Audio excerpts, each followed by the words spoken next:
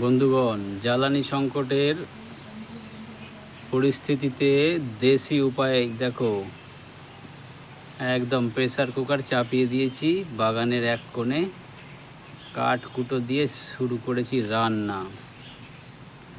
একদম দেশি পদ্ধতিতে হার্বাল রান্না হবে। ভাত চাপিয়েছি এটাতে, বুঝলে তো। আমাদের প্রধানমন্ত্রী বলেছে যে গ্যাস জ্বালানি কম ব্যবহার করতে।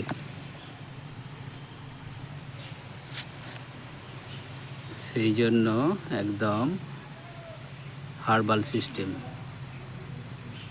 ঘরের লোক অবশ্য খুব চেঁচাচ্ছে, তোমরা শুনতে পেয়েছো কিনা জানি না,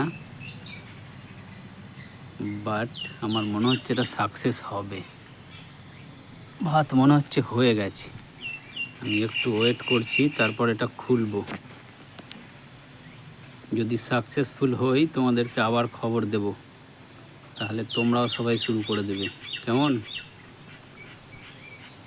আর আমাকে জানাবে ব্যাপারটা ঠিক করলাম কি না।